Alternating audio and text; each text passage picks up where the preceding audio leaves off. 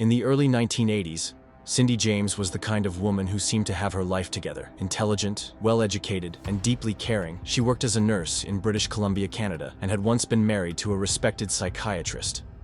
But beneath her composed exterior, something had begun to unravel, and by the time the world noticed, it was already far too late. Cindy first reported that someone was stalking her in 1982.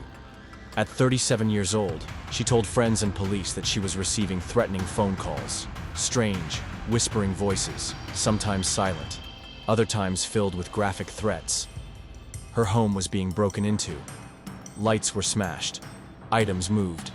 Dead cats were left in her yard. Sometimes, she said, the phone would ring dozens of times a day, and when she answered, there would be only breathing on the other end. The threats escalated quickly. Cindy reported that someone had begun slashing her tires.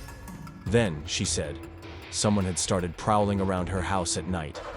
Her porch lights were shattered again and again, even after she replaced them.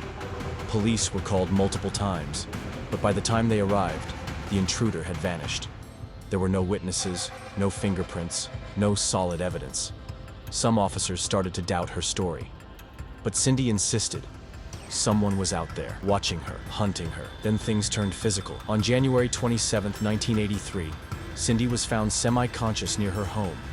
She had a nylon stocking tied tightly around her neck. Cuts and bruises covered her arms and legs. She told police she had been attacked in her garage and that the assailant had injected her with an unknown substance.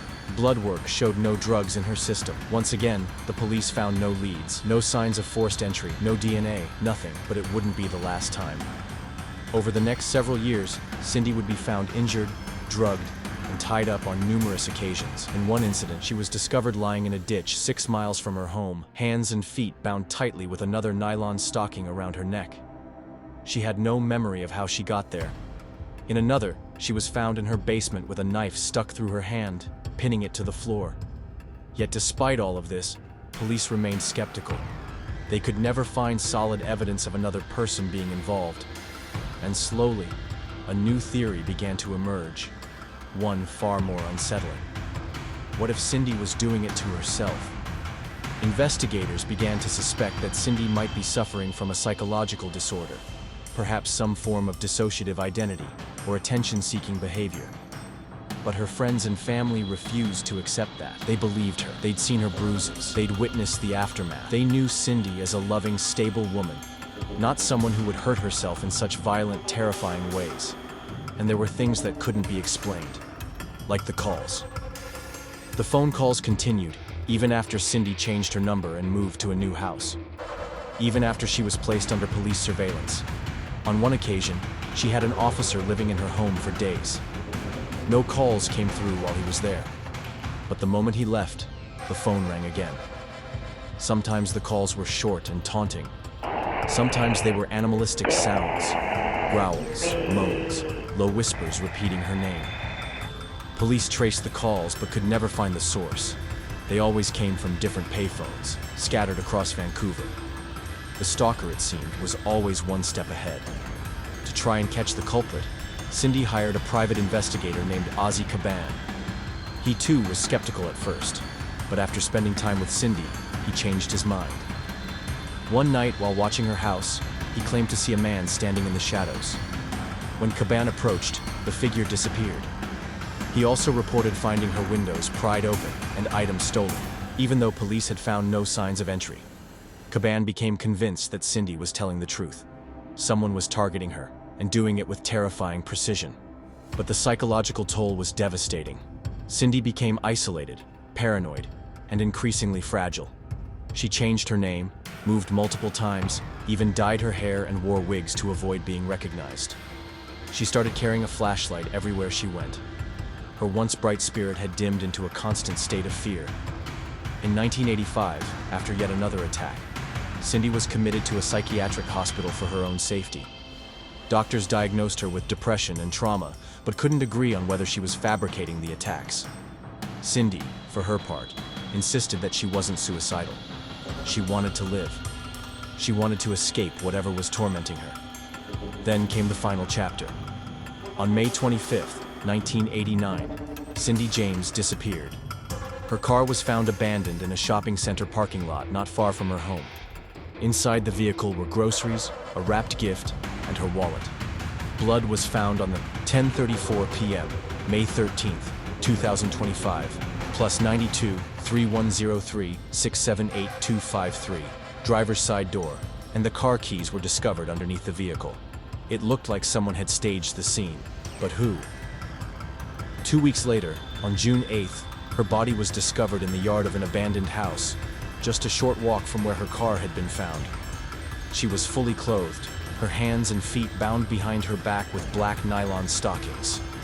Another stocking was tied tightly around her neck. Autopsy reports showed that she had died from an overdose of morphine and other drugs. But the strangest part? There were no needle marks on her body. The coroner was baffled. The dosage of morphine in her system was lethal, but with no injection points. How had it entered her body? There was no pill residue in her stomach, no open wounds. And perhaps most importantly, how could she have tied herself up in such a complex way after ingesting a fatal dose of drugs? Authorities were divided. Some believed it was suicide, that Cindy, plagued by mental illness, had orchestrated an elaborate final act. Others believed she had been murdered, either by a sadistic stalker or someone close to her. But the facts didn't line up neatly in either direction. If she had killed herself, how had she managed the bindings? And why would she go to such lengths to stage a scene like that?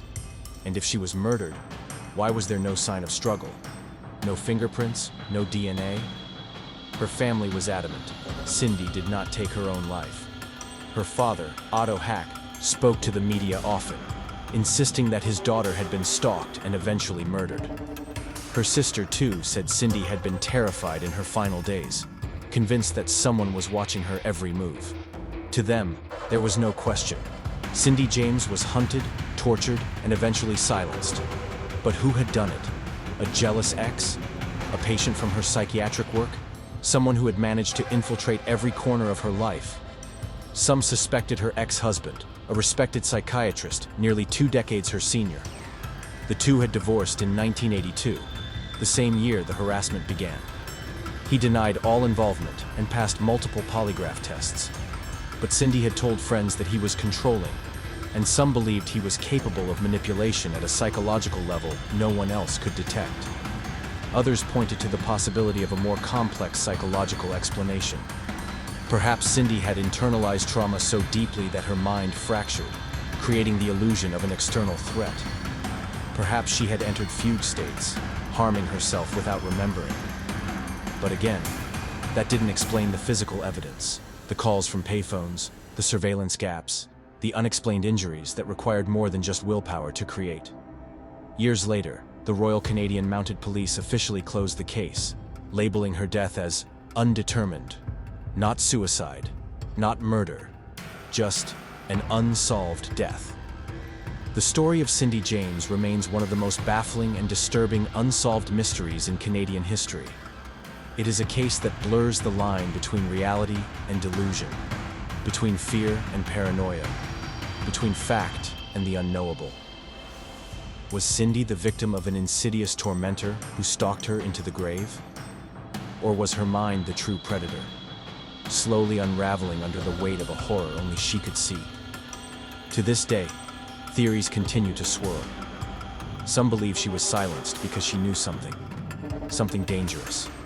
Others think she was a woman in deep pain, let down by a system that didn't know how to help her. The truth lies buried with her, somewhere in the quiet soil beneath that abandoned yard. But the questions remain. How do you vanish in plain sight? How do you die without a witness in the middle of a city? And how does someone escape justice for years without leaving a trace? Cindy James lived her final years in fear. Whether that fear was born from a real enemy or a fractured mind, one thing is certain: she did not find peace in life. And decades later, justice still hasn't found her in death.